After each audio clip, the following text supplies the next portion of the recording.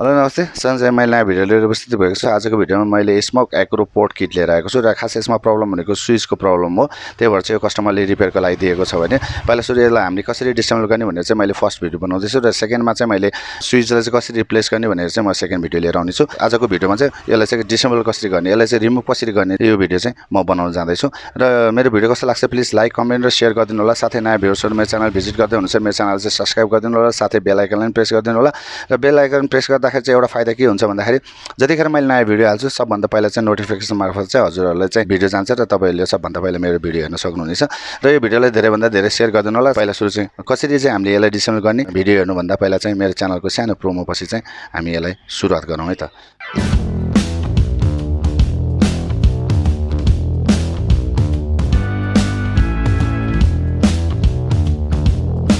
अब डिसेम्बल गर्नु पर्यो। यसमा त स्क्रू त कतै नै छैन। त्यही भएर पहिला सुरु हामीले यो तलको जुन यो प्लास्टिकको यो कभर छ यो चार्जिङपट्टि साइडको यसलाई हामीले निकाल्नु पर्यो।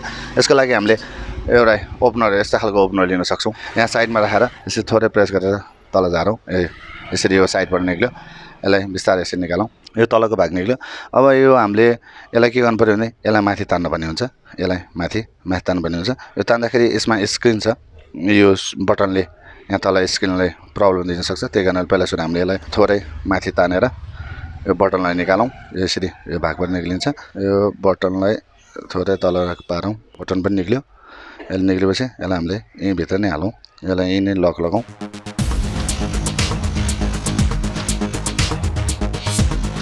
लक लगायौँ। फिटिङकै सराउमा बस्यो। अब बसेपछि यसलाई हामीले माथि तान्नुपर्ने हुन्छ। यो तान्दाखेरि जुन एयरको यो एक्जेस्ट छ यसलाई चाहिँ रोक्छ। त्यही कारणले हामीले पहिला सुरु यसलाई नै रिमुभ गर्नु पर्यो। यहाँ देखिन्छ सानो नोब यो एयर एक्जेस्टलाई चाहिँ हामीले पहिला सुरु निकाल्नु पर्ने हुन्छ। पहिला यसलाई निकालौँ किनभने यो माथि तान्दाखेरि यसले रोकिन्छ र यो बल जबस्ती गर्दाखेरि यो ब्रोकन हुनसक्छ। त्यही कारणले पहिला सुरु हामीले यसलाई निकालौँ। नोब निक्ल्यो। यसलाई यहाँ राखौँ। राखिसकेपछि यसलाई हामीले यसरी यसलाई बल जबस्ती गर्नु पर्दैन। यो बिस्तारै नै आउँछ। यसलाई बिस्तारै यसरी माथि तानौँ। यो निक्ल्यो। एयरको एक्जेस्ट भइहाल्यो। 1 2 3 यसमा देखिन्छ। यसरी यो रिमुभ भयो। यसरी सजिलो तालले रिमुभ हुन्छ। यो मेन कुरा हाम्रो यसमा चाहिँ यो एयरको जुन यो एक्जेस्टले चाहिँ रोकिरहेको हुन्छ। अब यो बल जबस्ती तान्दाखेरि यो चाहिँ ब्रोकन हुन्छ। यो सानो पिन हामीले पहिला त्यो निकाल्नु पर्ने हुन्छ। त्यसपछि हामीले यो तान्दाखेरि यो आउँछ। यो रबरले यसरी निकाल्यौँ। एयर सेन्सर छ। यो दुईवटा पिन भइहाल्यो। अब यसलाई यहाँबाट साइडबाट यसरी ठेल्यो भने यो बाहिर निक्लिन्छ। यसरी बाहिर निक्ल्यो। अब यसमा छुटाउनलाई यो माइनस यो प्लस यो जुन यो ब्याट्रीको छ छुटाएपछि यो बाहिर निक्लिन्छ। यो सजिलो तालले हामीले यो रिमुभ गर्न सक्छौँ। इजी छ, सजिलो छ। र अब यसमा प्रब्लम भनेको यो जुन यो बटनको प्रब्लम छ। यो सानो बटनको प्रब्लम छ। यो रिप्लेसको लागि चाहिँ म नेक्स्ट भिडियो लिएर आउँछु।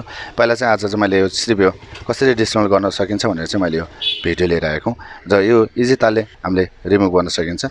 यो सिर्फ फर्स्ट रिमुभ हामीले यो गर्नु पर्यो। त्यसपछि सेकेन्डमा हामीले योले गर्दाखेरि चाहिँ यसमा ड्यामेज आउन सक्छ। किनभने माथि तान्दाखेरि यो जुन डिस्प्लेमा चाहिँ यो डिस्प्लेलाई ड्यामेज गर्न सक्छ।